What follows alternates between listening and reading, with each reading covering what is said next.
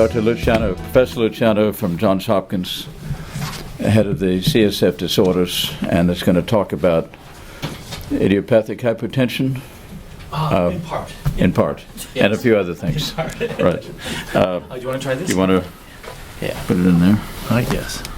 And Let's see if we can find it. This is in case that doesn't work. I'd like to thank Dr. Henderson for inviting me to come down. It's a pleasure. We've been alternating a bit between DC and Baltimore, and we hope to keep that up. So I'm a neurosurgeon from Baltimore who is directing the CSF disorders section, and the idea of this section is to see patients and to do research in a broad area of CSF disorders. That includes high pressures, low pressures. It includes dynamics of the cervical medullary junction. Chiari is, of course, one of my major areas of interest as well. It involves cysts and endoscopy of the ventricular system, the fluid spaces. And this all comes together, really, in CSF dynamics. It also comes together in symptoms. Most of what we see is... thank you, brother. Use mine? This one. Most of what we see involves headaches. And Dr. Rao, who you just heard, and I think you agree, gave a tour de force over here in headache differential and treatment. When she says the headache has something to do with CSF disorders, well, then we all take notice and we start trying to figure out, what's going on.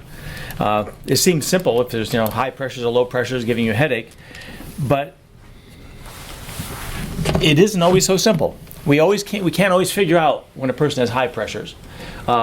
It's sometimes very hard to differentiate high and low pressures. We've been looking for ways to better understand the pressure dynamics in the head, and in our situations of pseudotumor cerebri or idiopathic intracranial hypertension, to figure out basically who has it, who doesn't, based on LPs. Sometimes the diagnosis is quite easy. Sometimes they come in with swelling in their eyes from the pressure in their head and visual loss.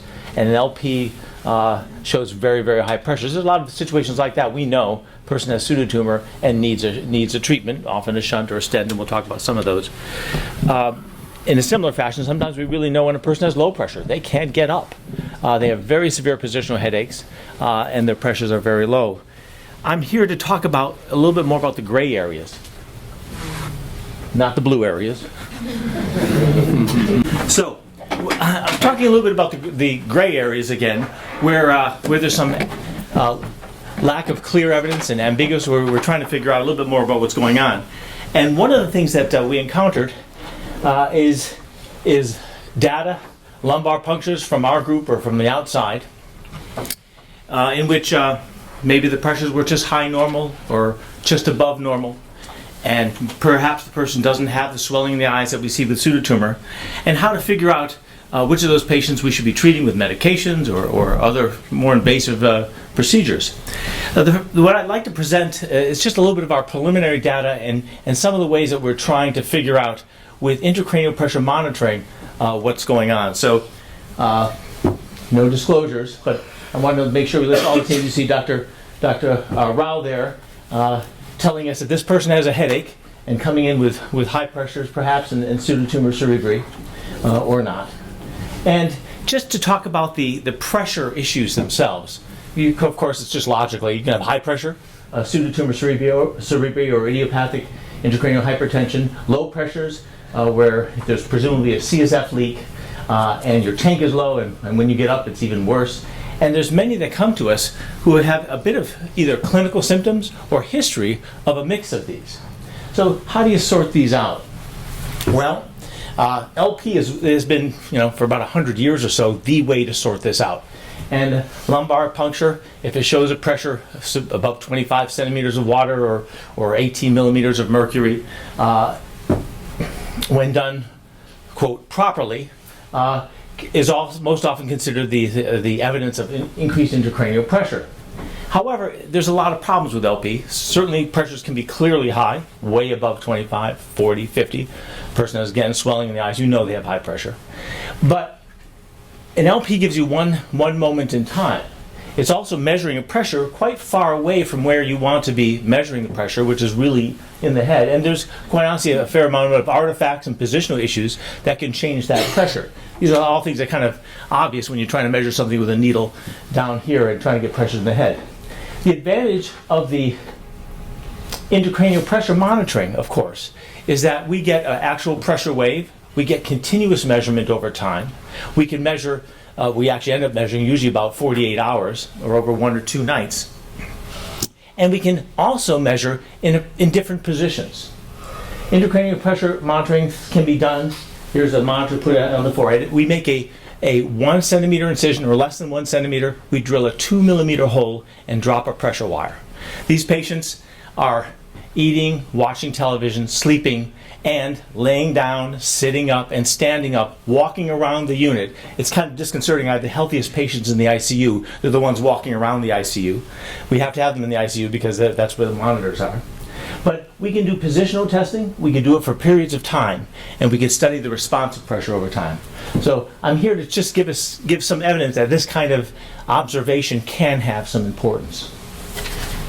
So what we did is a small retrospective, and I will say that this is ongoing, and we now already have a fair amount more data that we're collecting than this. But this is the first patients that I started the ICP monitoring on when I arrived, and we did 87 patients overall. But actually, to have good data, if we want to compare the results of our lumbar punctures with the results of intracranial pressure monitoring, there were 23 of those 45 that we thought really had everything documented well. So I'm going to just talk about the 23 patients when I compare lumbar punctures and ICP monitoring.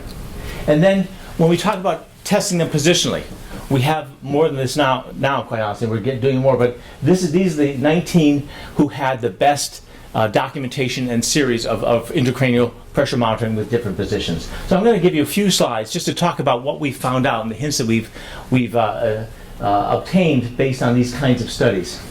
So here you see a graph that compares lumbar pressures by lumbar puncture and results of medium pressures found by ICP monitoring of the head. Now, if all was a perfect roll, of course, they would be the same. The vertical axis here is the lumbar puncture pressure. This is the line of normal right here. All right, and as you see, out of the 23 patients here, there were 6 that made it into, quote, abnormal. Now, I will say that this ratio, 6 out of 23, is totally dependent on the patients that have been selected for ICP monitoring. In other words, we were unconvinced necessarily that these patients had severe high pressure. So we almost expect some patients not to have high pressure, even though they came to us suspicious for pseudotumor cerebri. So if we just did the LPs, as I've done in the past, I might have done something, whether it's medication, if it was a low, just above, or if it was much higher, even resorting to things like shunting or stenting of the venous system, on 6 of these patients. In the same sample, we did ICP monitoring, and that's the vertical line here, and abnormality is this way. And of these 6, only 1 of them did we find had increased intracranial pressure. And this struck me the kind of the first time it happened. People came to us with high, even sometimes multiple pressures. And we noticed that when we really go to the head and measure, we find that they may be completely normal. This depends on perhaps artifact, pressure, and a lot of the patients with pseudotumor, they have a pretty large girth, and this can influence and increase the amount of pressure. This line is the line of normality. If everything was one-to-one perfect relationship, that would be this gray line.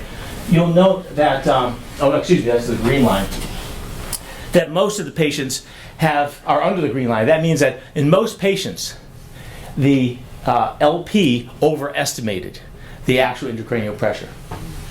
So there was no significant correlation between the two. There was more patients that have LP pressures higher than their intracranial pressure.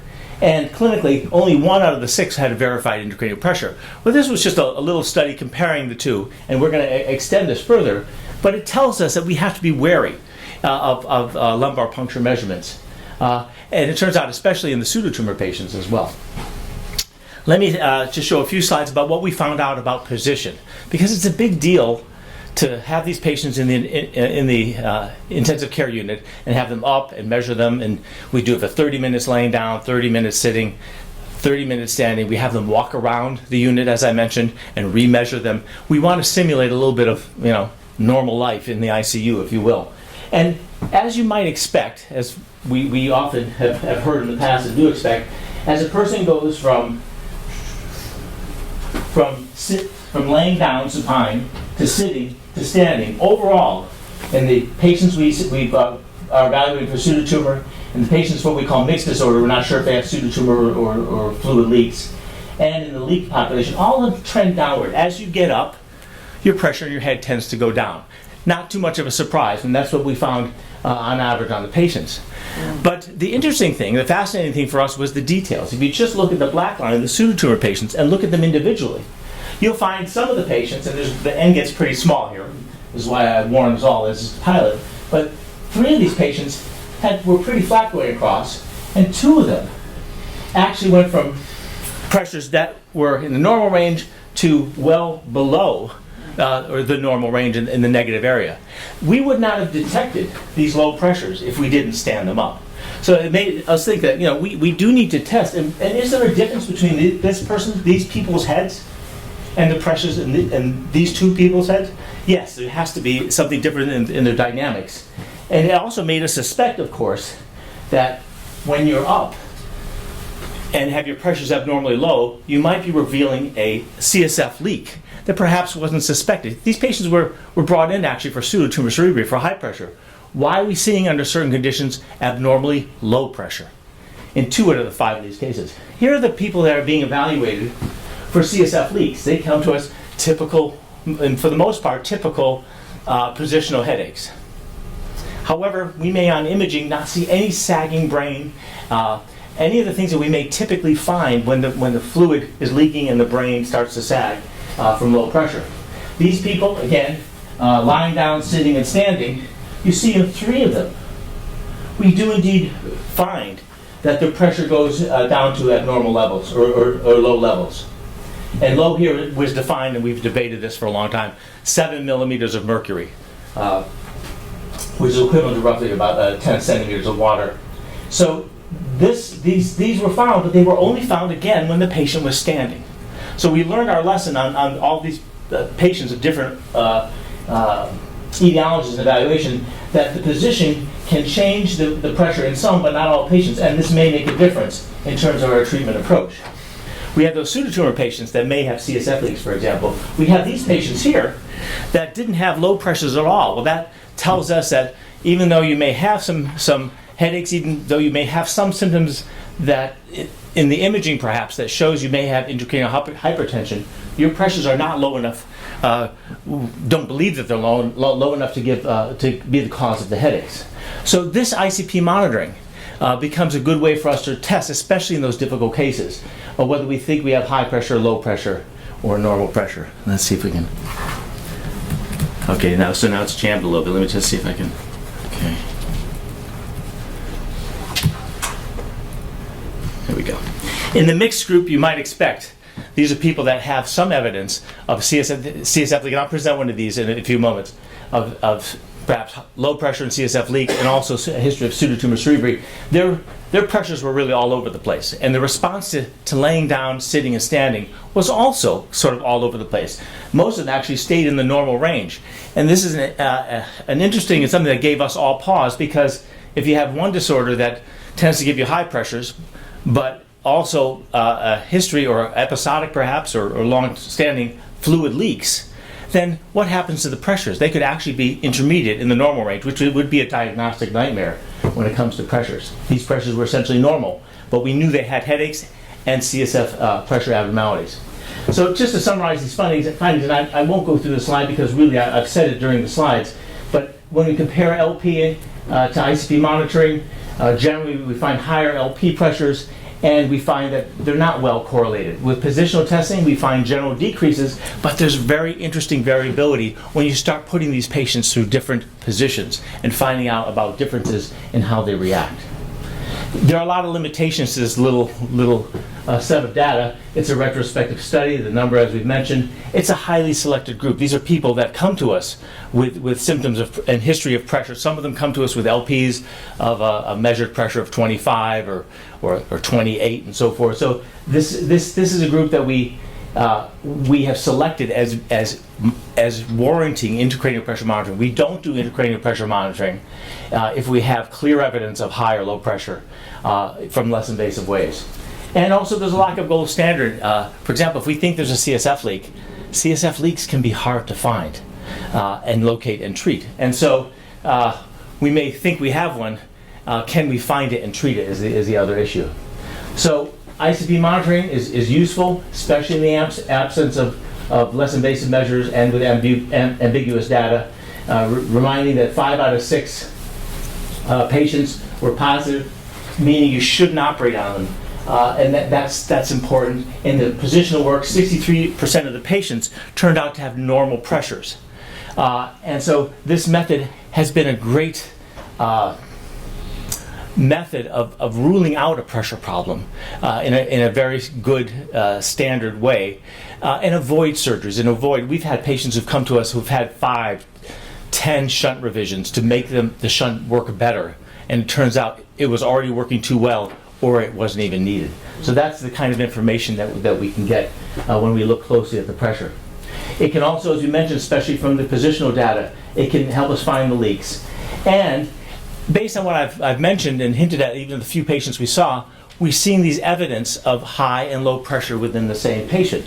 This is especially, of course, intriguing, the concept being that a person can have a background, for example, of high pressure, puts a little bit of pressure on the whole system, and then might cause leaks, especially in the context, for example, of a connective tissue disorder. If you put all these things together, you could very well have a person who develops CSF leaks because of a mild or more severe increase in pressure.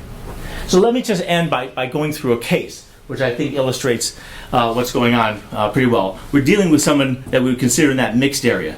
And this process that we have the patients go through, we call the bolt patch, because it involves a pressure measuring bolt that we surgically implant in the OR, and it involves, in this case we say patching a CSF leak, but there are other methods that we may use depending on what we find with that bolt patch. Here's a 52-year-old male who presents with headaches, with postural headaches, but he also has a history of, and when we see him, also has some evidence of papilledema. So we ask the obvious questions based on this. Does this patient have CSF leaks that hurt more when they're up, or other causes of positional headache are also plausible? Or is there a pseudotumor cerebral or increased intracranial pressure? A cysternogram, negative. It doesn't show any leaks. One thing we're finding with many of the traditional or standard measurements of CSF distribution, looking for leaks, are very insensitive and can miss things, but we certainly didn't see any evidence on the cysternogram. The imaging was suggestive of intracranial hypotension only in one way, in Chiari malformation, or I should say, in this case, it was just lower lying tonsils.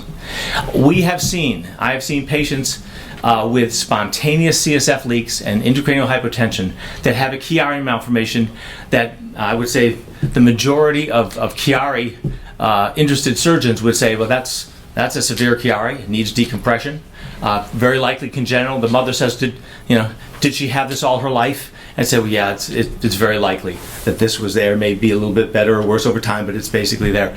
And then we find that there's a whole class of patients we identify that way that actually have not congenital, based on small posterior fossa, for example, but a CSF leak or an acquired Chiari. This is not an example quite of an acquired Chiari, of course. It's just a small ectopia of the tonsils. But that was the only hint in this case that there might be low pressures. One other hint we had that there may be low pressure is that with an empiric blood patch, the patient did a lot better. Is that just because it pushes the tonsils up, or is that a pressure phenomena? We put in an intracranial pressure monitor, and we have it in there so we could look before we do anything, help us make the diagnosis, and then during and importantly monitoring after the treatment.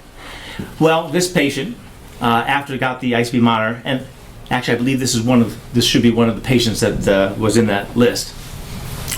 When when he stood up, well, it went to -12, and so it was clearly a low pressure phenomenon, a high probability of CSF leak. For that reason, we did something called a dynamic CT scan. The standard treatment really across the country is a CT myelogram. You inject dye into the spine, you measure with a CT scan to see the distribution of CSF. The problem with that is when you get the dye injection, you're in one place, you walk over and it may be 30 minutes later, maybe 45 minutes later, sometime later you get the CT scan, which then shows the distribution of the dye. These CSF leaks are episodic. Some are fast, some are slow. Some, the leak is gone and done before you ever got over to get the CT scan. And in some, the leak is so slow it doesn't even exist at the time of the CT scan, or happened maybe a little bit later. So these can be hard to catch. The CT scan that we find more sensitive, and other centers have as well, is to do an injection with pressure and dye injection right on the CT table. And at that time or just thereafter, do the CT scan and look for the leaks. And here you see that, well, I think you can see, right? There's a little bleb of little spear here. This represents a leak coming from the spinal canal going out into a cyst out on the side. Now, many people have cysts and not all of them leak, but this one had some characteristics, a little look that it was leaking. This then is the subject of what we call a targeted patch. You don't just put a blood patch in. A blood patch is when you inject blood, and in this case also fibrin glue to make it last longer, into the spinal lumbar region, and like a blanket try and patch up leaks. This is a targeted patch. An injection is made right at that leak right there, trying to close off that leak. Sometimes it has to be done at several levels.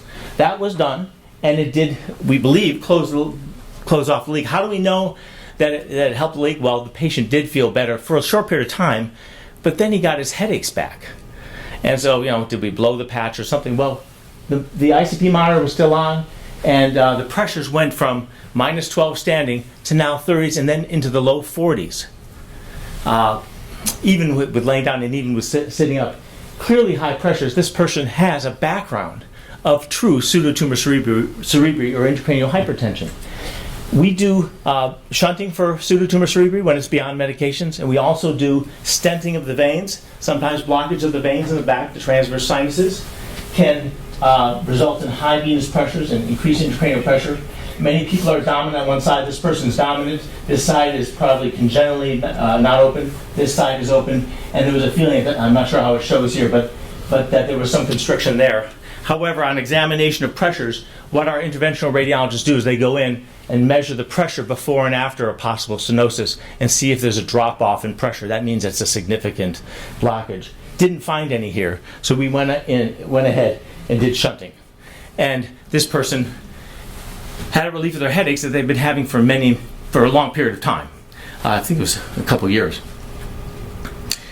What did that take? That took us realizing that this person has leaks and fixing those. But it also took fixing the background problem of a high intracranial pressure. If we didn't do that, then we probably will burst or make another leak somewhere else or burst any patch that we make down below. So you have to recognize the background problem of high pressure in some of these patients in order to treat it and also fix the holes that are already there. So a simple problem, high pressure and low pressure. In this case, it took operations at many levels and many attempts to see how we might fix the pressures. And we hope to have more of this kind of data and present more patients like this in the future. But the concept of high pressure and low pressure, I think we're seeing more and more frequently. The hypothesis, quite obviously, is that a subset of patients presents with clinical symptoms, evidence of intracranial hypertension that may harbor an underlying CSF hypertension, and that by using this monitoring before and afterwards, we can tease this apart. All this is just to cure a small portion of all the headaches that Dr. Rao sees and gives us to work on. But it's something that's gratifying because these patients go on and have headaches. Even though people may know they have pressure problems, they'll go from center to center around the country and for many years to try and cure their headaches. We had a patient from Hawaii, had 20 patches. All of them worked for a little while. All of them broke down. Why? We think, very likely, there's many reasons for patches not to work. It may be connective tissue disorders in some situation, but in many situations it can also be this background of increased intracranial pressure. And that's all. Thank you very much.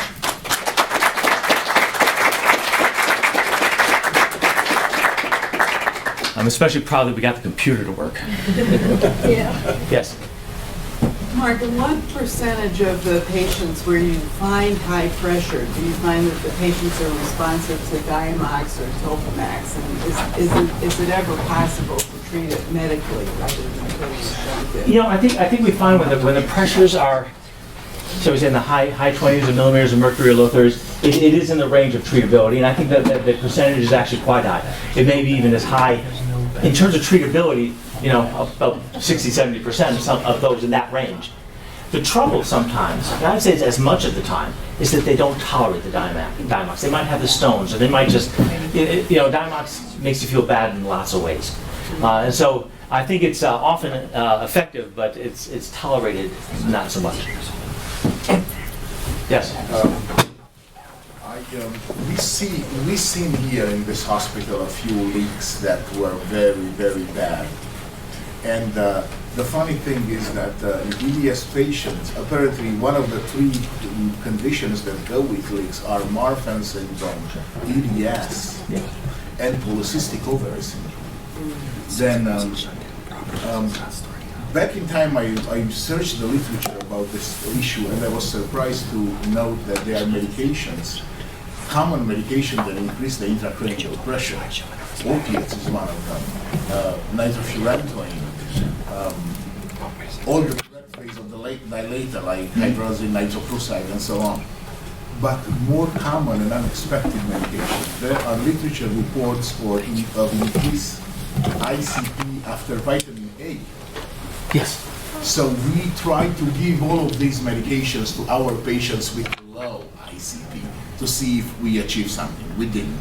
Okay, that was obviously my next question. And there was a letter to the editor in the Lancet in 1970, and this simple letter to the editor triggered a new method of treat the leak, and that's with an infusion of ACTH, infusion of cosintropin that we use for stimulation. Mm-hmm. We had a desperate case, and I brought this lady here, and I talked to them, to the our pharmacy director, to give me $4 to put them in the Windows laptop. He only gave me 2. And this lady has been having the horrible symptoms for 4 months after a lumbar puncture that she couldn't walk. So I did an infusion overnight of 0.5 milligram of cosintropin. Next morning, she was walking beautifully. Did you give a lasting benefit? Was there a lasting benefit? No. The next day, she already started having the. You know, I always wonder, what if I convinced the guy to give me 1 milligram? I don't know. Well, I didn't have the best of both. If it gave lasting benefit, I would ask for some hypothesis as to how this medication could close up the leaks that we really see. I mean, I would love it if it did, but it seems that if there are leaks, and some of these patients have multiple cysts and multiple leaks, some of them reach that macroscopic level that I can't imagine a medication working. I would hope so, because, you know, the less invasive the better. But I think that we have to find, what we're striving to do, I think what's really important, is number one, being able to identify these patients with this problem. 2, being able to, in a much more sensitive way, identify where the leak is. And 3, we have decent ways, but better ways to target it and close it off, especially without going in and opening everything up and doing it surgically. And I think if we could find it better, that would be a great achievement and very helpful for these patients. And there's more of them than we think. When I do Chiari decompression, at this point I make sure that there's no, as best we can in screening process, that there's no evidence of a CSF leak. Because I know if I do a Chiari decompression and it fails, that could be one of the reasons. And I believe in my own decompressions over a couple decades, that some of my failures are because of this that was unrecognized. And one of the, from literature, from anesthesia literature, that they measured CSF and the correlation with the abdominal girth to see how much bupivacaine they should give it in the CSF and so on. They have studies in which they measure this abdominal girth. Did you measure that in your study? No, we are going to correlate with BMI, but we did not look specifically at abdominal girth.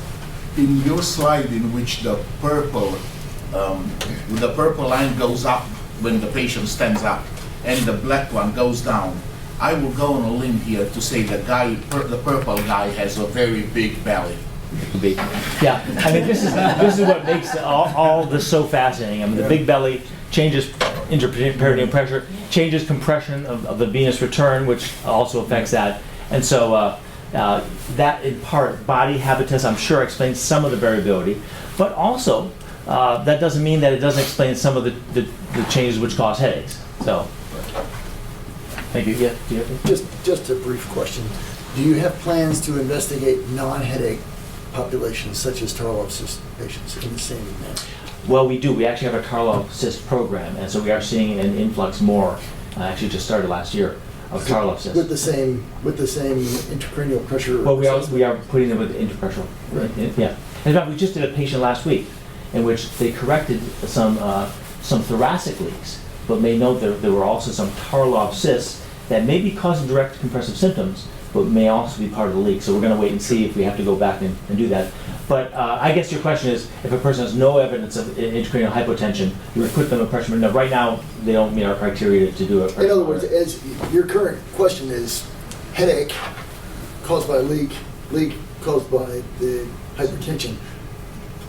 The corollary is Tarlov cyst symptoms caused by pressure. Can you correct the pressure and stop the cyst formation? Mm-hmm. That'd be a good question too. Yes. I'm just curious about your hypotheses regarding the higher pressures in the LP versus what you're seeing with the ICP monitoring. Do you have hypotheses as to structural reasons as to why? I'm sitting here listening to you and I have like 50 questions, but I'm thinking through my neuroanatomy and the ventricular system and thinking about the way, the lateral ventricles, and then we're getting down to the third and fourth ventricles.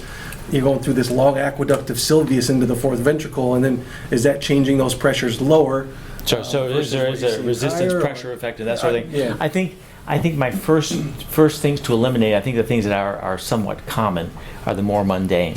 One is, as was mentioned, girth affecting venous flows. Also, the supine nature. Are these patients truly supine? Any small increase can increase 5 centimeters over. If they're not truly flat, then you can increase your pressures by 6-7 centimeters pretty easily. Okay. So I think that is wild. Yes, 30% of it is some artifactual aspect of the measurement. Another 10-20% may be related to girth. So those sorts of contributions. I'm not sure that any of it has to do. Well, we are concerned, of course.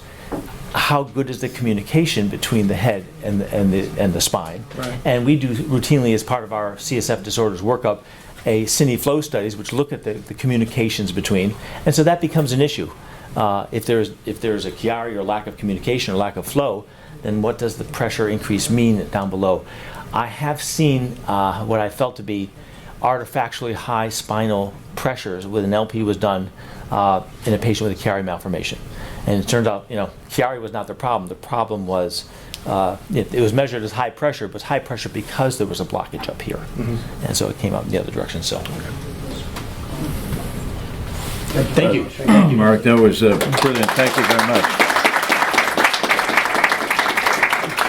There are some talks that immediately change the way you practice, and so from now on I'm going to send all these patients to you.